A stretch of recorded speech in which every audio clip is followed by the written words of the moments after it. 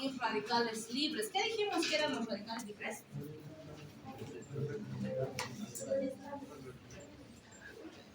Son que matan el rejuvenecimiento. Moléculas altamente reactivas, ¿no es cierto? ¿Y por qué son reactivas?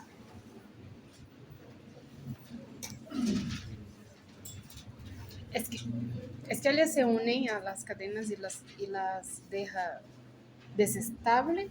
Las desestabilizan, ¿pero por qué?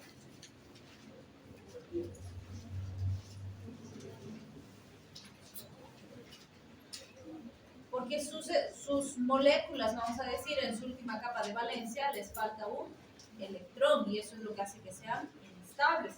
Recuerden que tenemos que tener 8 electrones en la última capa de valencia para que las moléculas sean estables, ¿sí?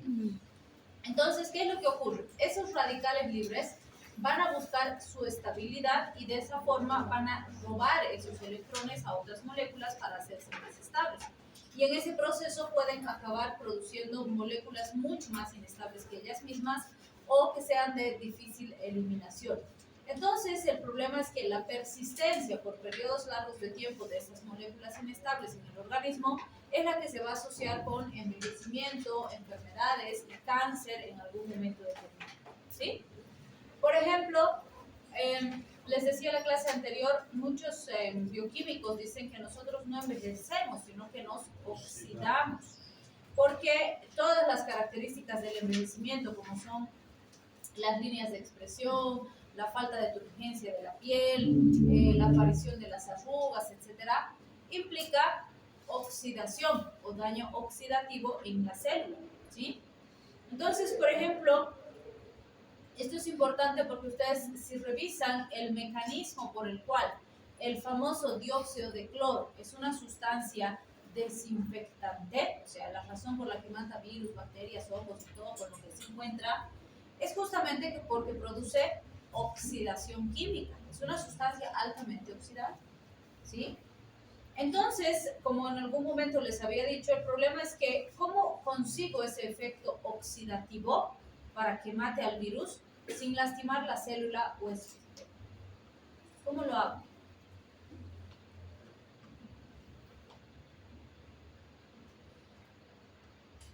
Porque eso es lo que tendría que hacer si quiero afirmar que el COVID va a desaparecer y que la célula huésped va a quedar intacta. ¿Será posible?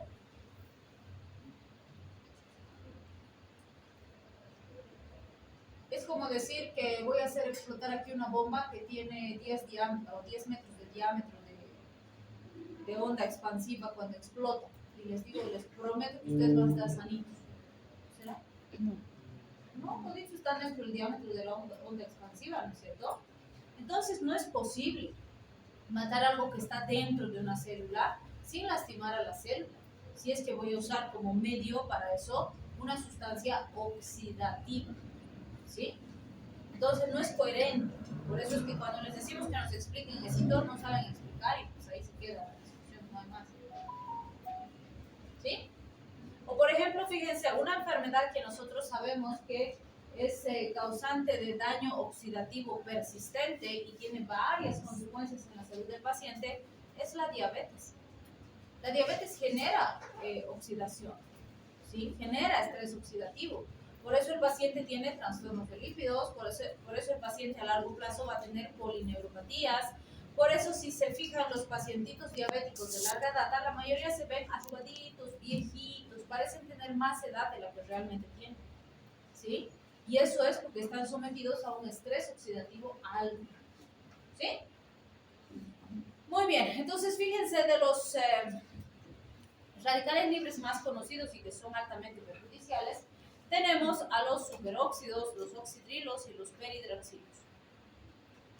Bien, ¿qué decimos? El daño del material genético de los lípidos o de las proteínas respectivamente va a estar relacionado con la interacción de esos radicales que estamos mencionando con el material genético. Y esa alteración o lesión que se produce puede producirse o manifestarse, diríamos clínicamente, por un daño que se va a evidenciar en el individuo que sufre la exposición o con un daño que se produce en su progenie, ¿sí? Por ejemplo,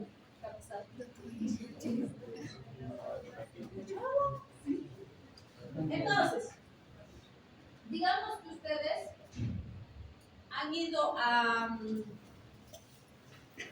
odontólogo y el odontólogo les está haciendo un procedimiento dental, les va a hacer un tratamiento de conducto. ¿Alguien le han hecho alguna vez tratamiento de conducto?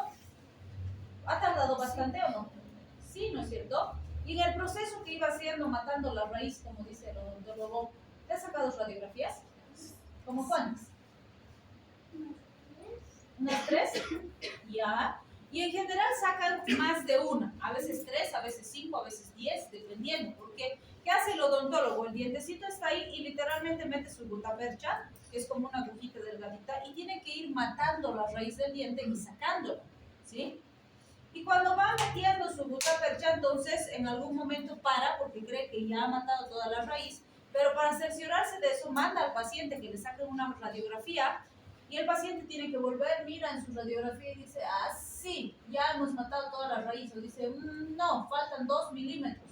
Entonces vuelve a matar y otra vez le manda para que vuelvan a sacarle una radiografía y regresa. Y mira otra vez y dice, falta 1 milímetro. Y sigue matando y va, ¿sí? Entonces, van a ver que al frente, por ejemplo, pues esto se hace mucho en nuestras facultades de odontología y pues en las cercanías de estas facultades hay varios laboratorios, vamos a decir, de rayos X odontológicos. Entonces, a ti que te han hecho el tratamiento, cuando te sacaron la radiografía de tu dientecito, ¿qué elementos de protección te pusieron? ¿Mandil de plomo te han puesto? ¿Protector tiroideo? ¿Protector de genitales? Solo el mandil, que normalmente es lo que ponen y en algunos casos ni les ponen mandil de plomo, ¿sí? ¿Por qué deberíamos realizar esta protección? ¿O para qué sirve el plomo en este caso? En BioQ no han visto radiación, ¿no es cierto? Sí, justamente para evitar que la radiación pase al cuerpo, ¿no? ¿Y por qué es importante esa radiación, esos rayos X? ¿Serán peligrosos? Sí, para nuestras células. Sí. Justo. Las mata. ¿No las mata? Aquí. Por eso las células no puedes volver cancerígenas. ¿Será? Por eso el cuidado, porque tanto cuidado. Ya, entonces fíjense, evidentemente esa radiación o esos rayos X son lesivos para la célula, ¿sí? Pero el mandil de plomo, ¿qué cubre? Como su nombre dice, es un mandil, ¿sí? Y los pies, y la glándula tiroidea, y las manos, ¿no son importantes? Están cuidando más los O cuando te sacan la plaquita, el odontólogo que está sacando la placa radiográfica, ¿dónde estaba? ¿Estaba a tu lado? ¿Dónde estaba? Se va atrás de una puertita, ¿no? Donde te mira así por el huequito. Y ¡ping! ¿Sí? Porque ese cuartito donde está rodeado de plomo, todo entero. ¿Sí? ¿Y por qué está ahí el que te está sacando y tú estás ahí solo con tu mandilcito? Es que justamente puede ser la frecuencia que él está todo el tiempo expuesto a eso, entonces para él sería ultra peligroso y obviamente que nosotros vamos una vez al año y eso. Yo fui una vez para sacar, yo fui a sacar solo una muela y fui una vez y solo saqué una vez, la verdad, para sacar la muela del juicio. No es que es menos importante, pero es distinto cuando una persona está todos los días expuesta a cuántos que ella hace por día, ¿no? Y no en cuanto que tiene más riesgo el que está todos los días expuesto, claro. Entonces que pero tiene, eso no hace que sea más importante tiene que tú, jubilación temprano por cuenta de eso. Bueno, esa es la explicación que tuve porque tengo un primo que hace y él me dijo eso y él dijo, y también la jubilación de ellos es súper temprano justamente porque tiene alta probabilidad para tener cáncer de todas las formas. Sí, es cierto que sí, los radiólogos tienen alto grado de riesgo, cierto, pero eso no quita que el que se va a irradiar una vez sigue siendo igual de importante que el que se va a irradiar 100 veces. Primero porque él ha decidido esa carrera, ha sido su decisión, nadie lo ha obligado, ¿sí? Segundo, que ese que se va a exponer una vez sigue siendo igual de importante, aunque se exponga una sola vez, porque el riesgo está ahí, ¿sí? Ahora vamos a analizar otro elemento. ¿Será igual el riesgo entre un varón y una mujer? ¿Por qué? Con seguridad les digo, si ahorita agarro y les saco una placa radiográfica a todos ustedes, a cada uno de ustedes, ya de tórax, les saco a toditos. ¿Sí? ¿Será que alguno se va a enfermar después de que le saco una placa de tórax? ¿Se enfermará alguno de ustedes? ¿Le saldrá una así lesión? ¿Le saldrá otra oreja o algo así? No, no es cierto, no va a pasar. ¿Por qué? Porque ha sido una exposición, como decía ya, y el grado de radiación es pequeño y probablemente daño somático inmediato que se evidencie como una manifestación clínica no vamos a ver, ¿sí? Pero en todo este grupo que tenemos varones y mujeres, ¿quién tendrá más riesgo? ¿Los varones o las mujeres? Las mujeres. ¿Por qué? Porque ese rayo X, en primer lugar, como les digo, probablemente no les va a producir ninguna alteración física a todos ustedes, aunque se hayan irradiado todos. Podría dañar las células reproductoras en ambos sexos, hombres y mujeres. ¿En quién es mayor el riesgo? ¿O es igual en los dos? ¿Insisten en que las mujeres? Sí. ¿Por qué?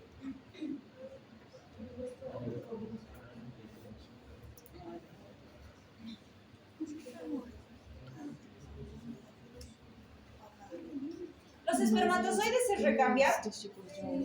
¿Cada cuánto?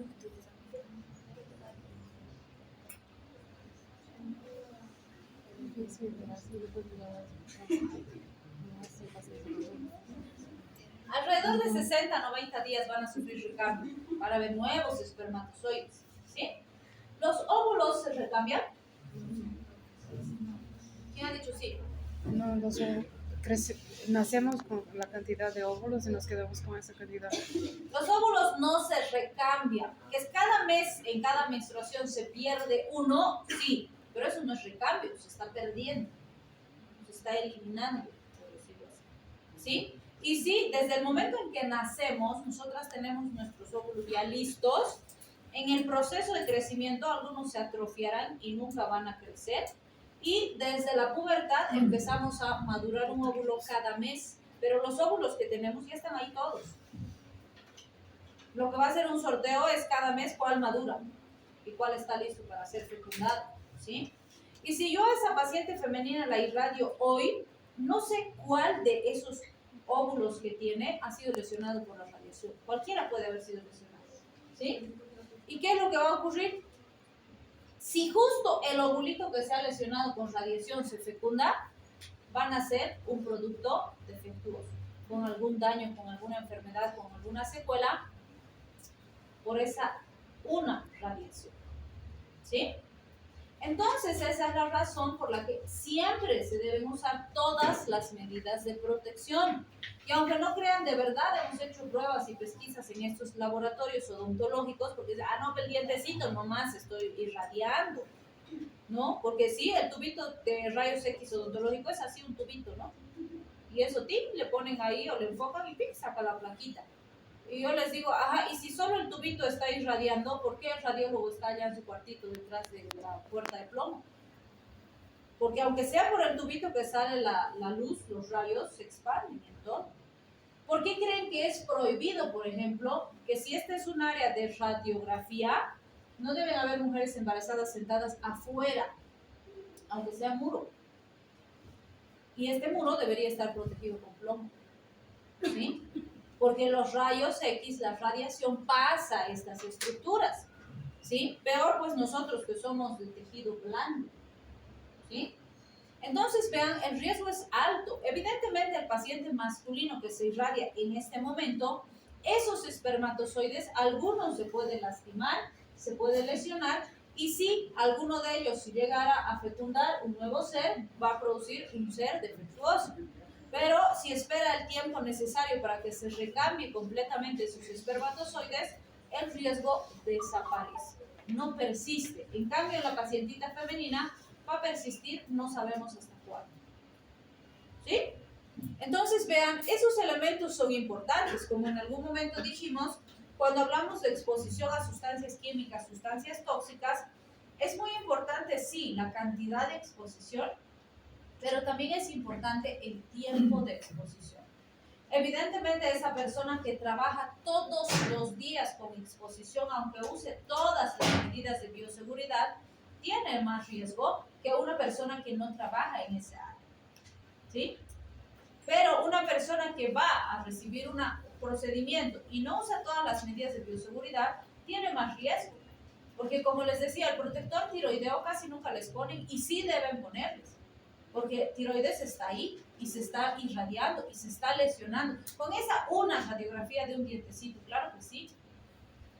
Claro, no tendrá una manifestación como la aparición de un producto defectuoso o un bebé defectuoso, pero sí puede originar un cáncer de tiroides, por ejemplo. ¿Sí? Y aunque no crean en nuestros laboratorios, como les decía, ¿qué hacen? Le dicen, ¿estás embarazada? No, entonces no necesitas protección. Y bien, le sacan sin ni siquiera ponerles el mandil de plástico. Y está mal, porque la protección no es solo si estuviera gestando, la protección es también para sus células reproductoras. ¿Sí? Entonces vean, cuando nosotros sufrimos un daño relacionado a radiación, puede producirse un daño inmediato o puede producirse un daño que se va a manifestar en la progenie del paciente. Dependiendo qué se lesionará el material genético, se lesionarán lípidos, se lesionarán proteínas, ¿sí? Dependiendo de qué se lesiona específicamente. Y dependiendo de la sustancia a la que nos exponemos, hay distintos elementos que se pueden dañar. Por ejemplo, si tenemos un daño a nivel de la estructura genética de las células, sí será muy importante considerar daños en ovario y testículos, porque esos se van a asociar a las mutaciones, como hemos visto. Por ejemplo, si ustedes revisan la historia y ven los libros que hay, porque hay libros completos escritos de Chernobyl, Hiroshima, Nagasaki, etc., ¿cuántas generaciones se han afectado por estos hechos históricos que hemos tenido? ¿Una? Evidentemente ha habido gente que ha muerto inmediatamente, porque ha estado muy cerca del evento más grave, por decirlo así, ¿sí? Pero ha habido gente que ha sobrevivido. Seguro que la gente que estaba a cierta cantidad de kilómetros y que ha recibido radiación ha tenido lesiones en piel, ha tenido, qué sé yo, enfermedades en la piel, en el rostro, le han salido tumores, etcétera. Seguro que sí. Pero mucha gente que ha estado en una distancia más alejada no ha tenido manifestaciones físicas buenas, o en su caso ha tenido manifestaciones físicas que han pasado después de un tiempo y se han manifestado enfermedades en su progenie. Estamos hablando en sus hijos o en sus nietos o en sus bisnietos inclusive, ¿sí? Y hemos tenido generaciones y generaciones, más de 10 generaciones, que han seguido naciendo con alteraciones genéticas, malformaciones, enfermedades raras, alteraciones somáticas significativas y evidentes, ¿sí? Entonces, todos esos elementos son importantes a considerar cuando el daño se produce a nivel del material genético, ¿sí? Por otro lado, el daño se puede producir directamente en las células somáticas. En ese caso, se va a asociar a cáncer. ¿Qué elementos conocen que puedan producir lesión y por lo tanto inicio de cáncer? ¿La quimioterapia produce cáncer? Entonces, Mata las células cancerígenas. ¿qué características conocen en relación a estas? ¿Cuál era la pregunta, perdón, doctora? ¿Qué factores conocen que podrían producir lesión en las células somáticas y originar un cáncer? Factores externos, por ¿Cómo ejemplo, cuáles? los fumantes, Ya, podría ser el tabaco, ¿qué más? el alcohol, El alcohol, ¿qué más? Los rayos UV, muy bien, ¿qué más? sí.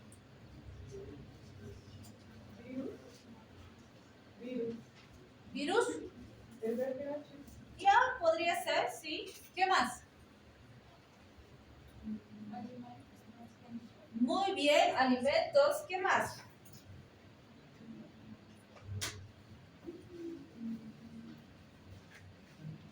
Sus amados celulares, esa energía radiante, ¿sí?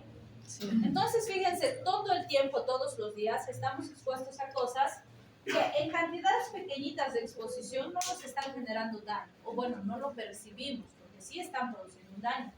Pero el daño que generan lo vamos a percibir cuando aparezca un cáncer, y es muy probable que cuando eso aparezca ni nos vamos a dar cuenta o ni vamos a hacer la relación causal con esa sustancia. ¿Sí? Por ejemplo, si ahorita ustedes encuentran un paciente con cáncer, seguro que lo último que piensa es que el celular que usa todos los días ha sido responsable también del cáncer que está padeciendo. Y seguro que sí ha tenido un factor de riesgo. ¿Sí? Seguro que no va a pensar en su alimentación. Lo que va a pensar es genético o seguro alguna enfermedad que ha tenido de niño o algo. O sea, no hace esta asociación. Y el cáncer es una enfermedad multicausal. ¿Qué quiere decir? Que el poquito más poquito de cada uno de esos elementos suma para que ese cáncer debute en algún momento. ¿Sí? Bien, la peroxidación de lípidos, vamos a ver que forma dialdehídos y estos producen también alteraciones del material genético del paciente, pero en ninguno de los casos estas alteraciones van a producir un efecto rápido, si quieren, o inmediato, que el paciente perciba como riesgoso y eso pueda producir un cambio.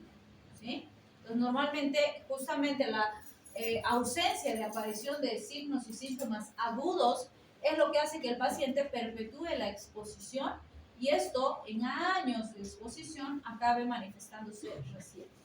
Y pasan tantos años que difícilmente hacemos esa relación causal con lo que estamos viendo. ¿Sí? Bien, también se pueden producir daños en los aminoácidos y aparecer proteínas extrañas. Y esas proteínas extrañas se han asociado a reacciones de autoinmunidad. ¿Qué es una enfermedad autoinmune? El cuerpo se ataca a sí mismo.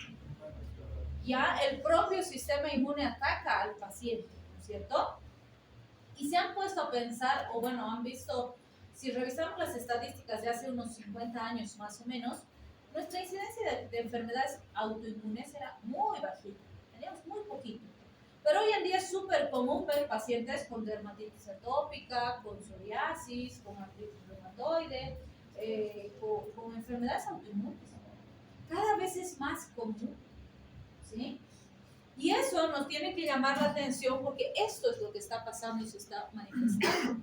Pero llevamos tantos años con esto y recién estamos empezando a ver los resultados ahora. Entonces, esos resultados con seguridad no van a disminuir, van a tender a aumentar a medida que pasen los años.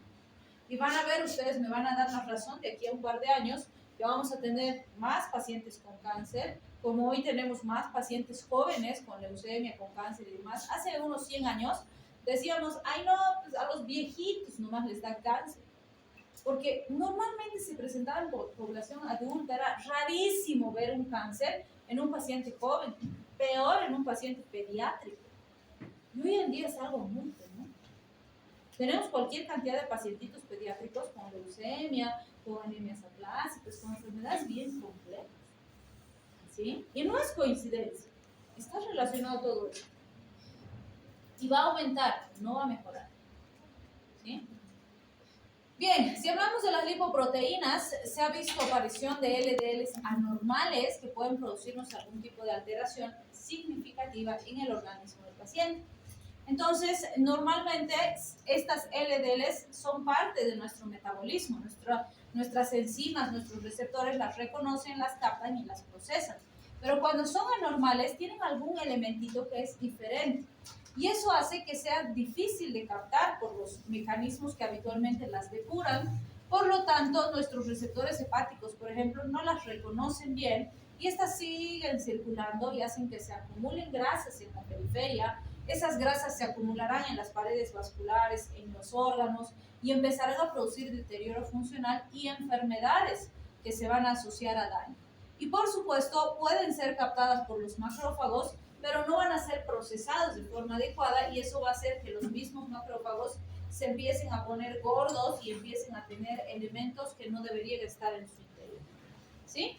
Este grafiquito que lo tienen en su libro nos muestra un poquito esas características. Nos muestra, fíjense, cuando yo me expongo a elementos como en este caso rayos UV, esos van a ingresar a mi célula y pueden producir una modificación en mi material genético. Y esa modificación genética se va a manifestar como algún cambio o alteración en el paciente. Que si fuera en una sola celulita, no pasaría gran cosa, pues una célula no pasa nada. Pero el problema es que para que esto se manifieste, tiene que haberse producido en miles de células al mismo tiempo. Y si esto no ocurriera, no tendríamos pacientes con leucemia, con cáncer, con enfermedades autoinmunes y demás. Y sí tenemos. Entonces, sí se están dando estas situaciones en las que tenemos ese daño en miles de células al mismo tiempo. Y por eso se están manifestando como enfermedades en nuestra población. ¿Sí? Bien, si hablamos de los radicales libres, entonces fíjense cuáles serían fuentes de radicales libres. Los rayos X, que hemos dicho que los usamos muchísimo como auxiliares de diagnóstico en la parte médica, por ejemplo, ¿sí? Y nosotros somos bastante cuidadosos con la utilización de estos componentes en la terapéutica, ¿sí? Vemos a qué edad se puede, qué tipo de proyecciones vamos a pedir, en qué casos voy a solicitar. Pero muchos otros profesionales en salud, como los odontólogos, por ejemplo, piden la radiografía, la cantidad que necesiten pedir y no están midiendo el impacto. O ellos sí están pidiendo correctamente, pero quienes ejecutan, quienes realizan la toma de los rayos X, no lo están haciendo con los cuidados necesarios. Y yo antes decía, ¿cómo es posible que un médico que conoce todos estos elementos no tenga el cuidado de usar las medidas de bioseguridad? Pero después me enteré que resulta que sí tenemos imagenólogos que no son médicos. Había existido la carrera de técnico radiólogo. O sea que sí hay gente que no es médico y que ha hecho su capacitación de un par de años y saca radiografías. Claro, no tiene la capacidad de hacer la interpretación y el informe radiológico que lo hace un médico radiólogo, pero sí saca placas. Entonces ahí dije, con razón. Porque claro, ese individuo, si no está bien capacitado y no está bien formado, tiene la habilidad de sacar las placas, pero no sabe todos los otros elementos de riesgo relacionados a esa placa radiográfica, ¿sí? Y no debería ser así. Dentro de su capacitación debería estar bien preparado para estos elementos, ¿sí? Bien, también fíjense, la exposición a iones metálicos puede convertirse y constituirse en un factor de riesgo. ¿Cuáles se mencionan? Por ejemplo, cobre, cobalto, níquel, hierro, que pueden reaccionar con moléculas de oxígeno, peróxidos de hidrógeno, radicales oxidrilos y convertirse en moléculas altamente reactivas.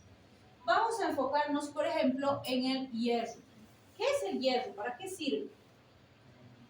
Por ejemplo, para el grupo E de los glóbulos rojos. Muy bien. Por ejemplo, si se acuerdan, hemos hablado de la síntesis de los grupos M, ¿no es cierto? Y hemos dicho que en su punto, en su reacción final, necesitaban incorporar ese hierro para la síntesis del grupo M, ¿verdad? Entonces, ¿qué es lo que ocurre? Yo necesito el hierro, es parte importante de mi metabolismo, pero ¿tengo la capacidad de sintetizar hierro?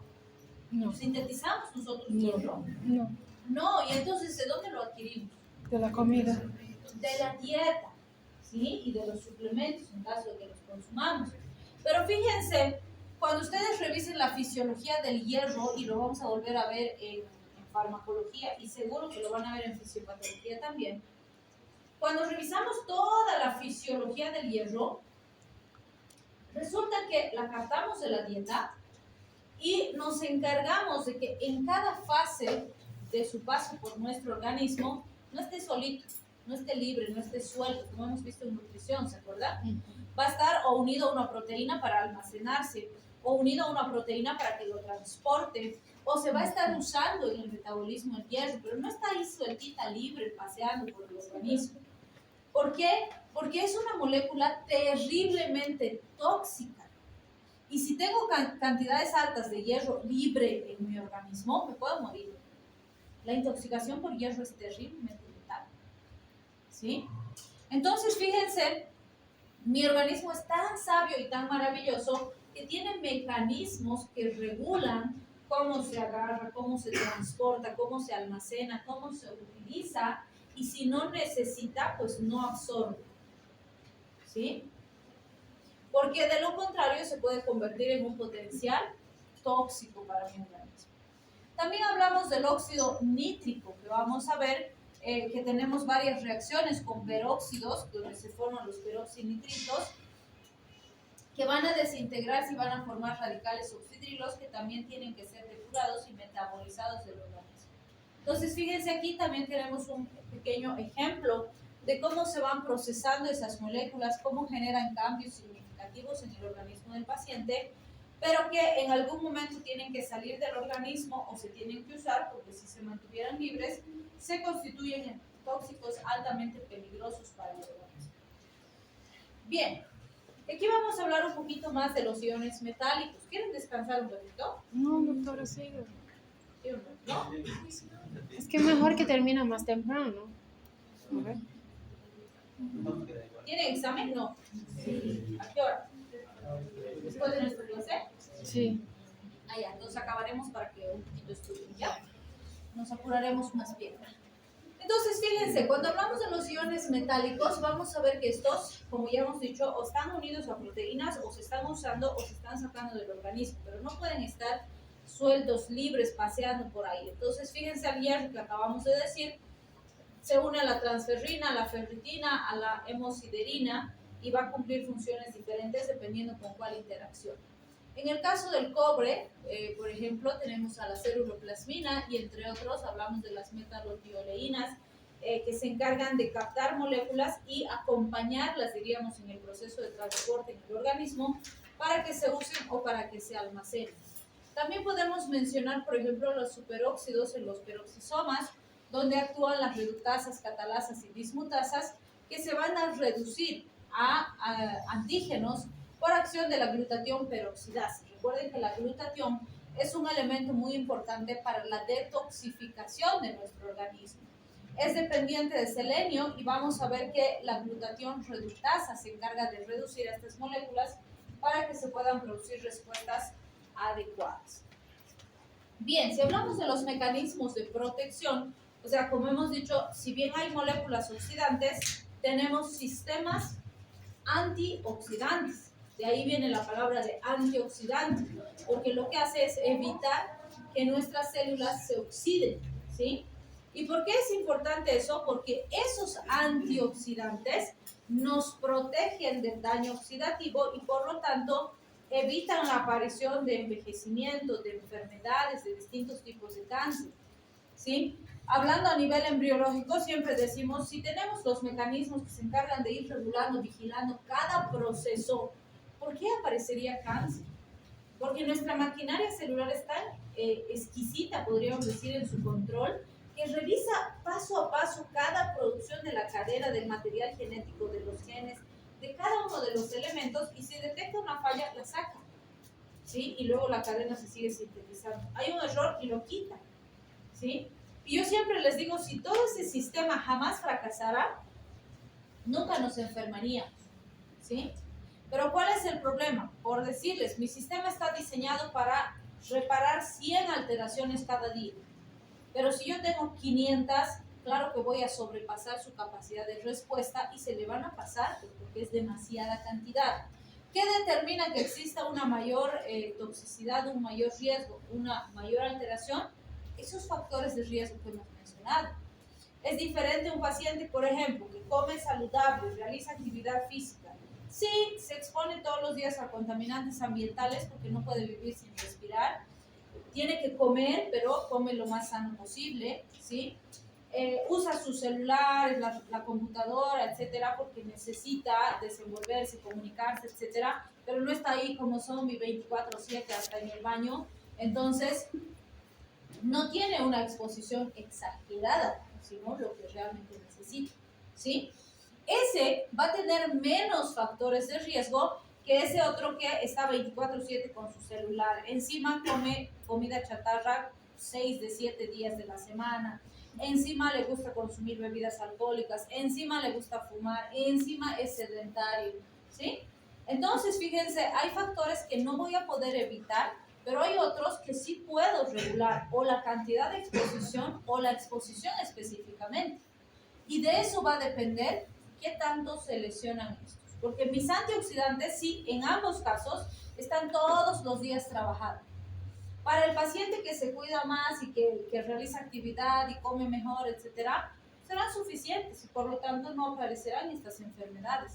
Pero para el que está duplicando o triplicando los factores de riesgo, no van a ser suficientes, van a fracasar y va a aparecer una enfermedad. ¿Sí? Entonces vean, eso es muy importante y eso no es pues hoy día voy a comer bien y mañana como cualquier cosa. Tiene que ser todos los días, porque si no, no sirve. ¿Sí? Bien, entonces fíjense, como mecanismos de protección que tenemos, el ascorbato o vitamina C, que la hemos descrito siempre como un excelente antioxidante. Entonces sí deberíamos todos incorporar en nuestra dieta vitamina C de forma habitual. ¿Sí? El ácido úrico, los polifenoles son productos de desecho que nos están librando de elementos tóxicos, de elementos dañinos, y todos los días los tenemos que eliminar por vía urinaria o por distintas vías. ¿Sí? Las reacciones con radicales libres, como ya hemos visto, no las vamos a poder evitar porque todos producimos radicales libres todos los días, pero sí podemos limitar su producción o podemos ayudar a facilitar su eliminación, como comiendo más sano, durmiendo horas correctas, realizando actividad física fundamentalmente. Eso que es básico va a ayudar a nuestro organismo a procesar mejor estos elementos. ¿Sí?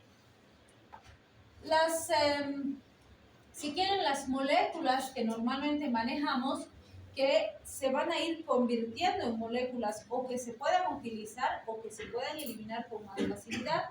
Entonces, los famosos antioxidantes, incluyendo la vitamina C, la vitamina A, la vitamina E, van a ayudarnos a amortiguar el daño que producen esos radicales libres todos los días.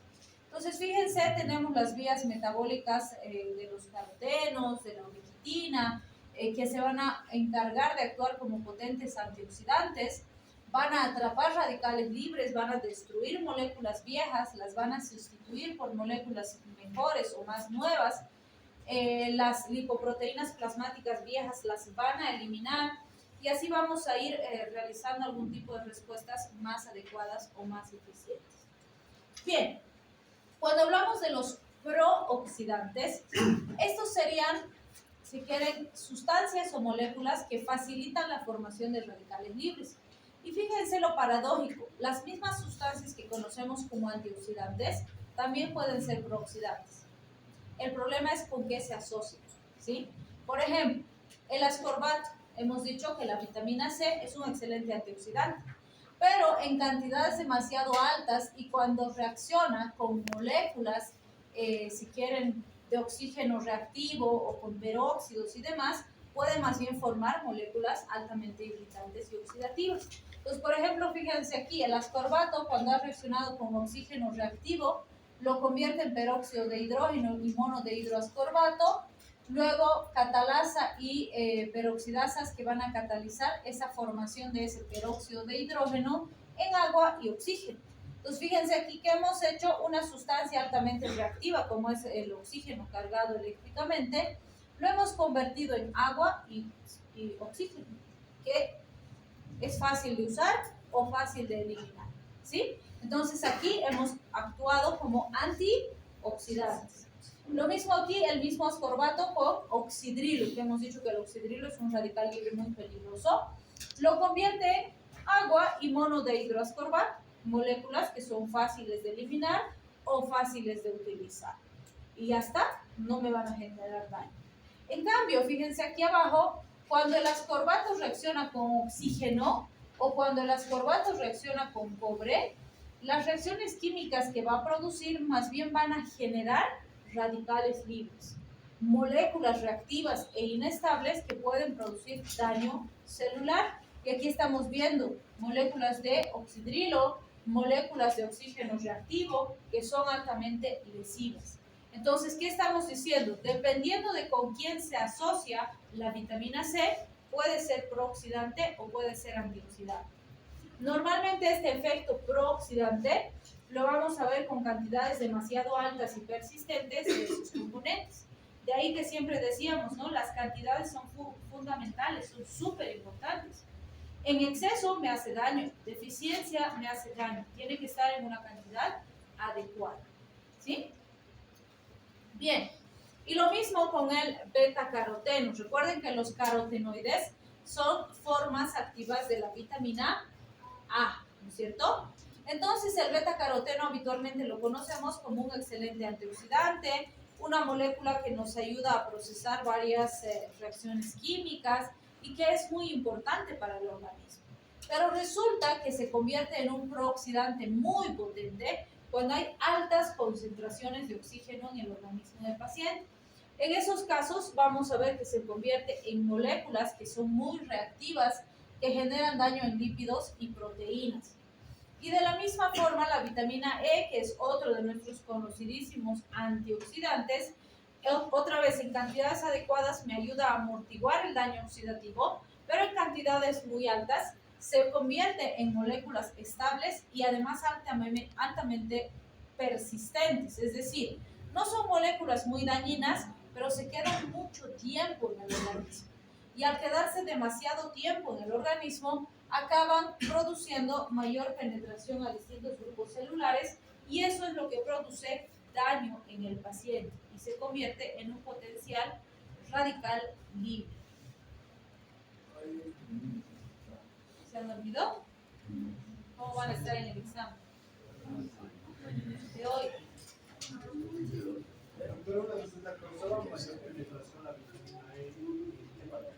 ¿Cómo? Pero entra aplicación clínica de todo lo que hemos visto en el semestre.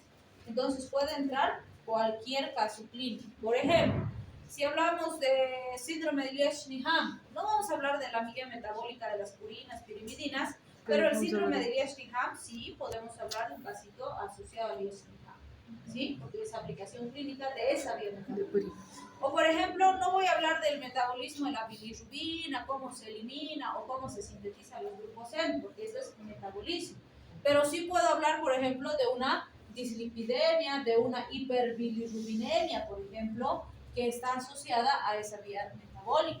O puedo hablar de una porfiria, por ejemplo. ¿Sí? Entonces, esos elementos también se les evalúa en el examen final. Esta tablita sí va a estar a disposición de ustedes para que vean más o menos qué elementos tienen que repasar. Por ejemplo, si les digo anemia perniciosa, ¿en qué tema hemos visto anemia perniciosa? En la vitamina. Vitaminas. ¿Cuál es la causa de la anemia perniciosa? B12. Cobalabina. ¿Qué falta? La vitamina. O sea, no va a haber absorción de B12 Sí. como causa o como consecuencia de la deficiencia de B12.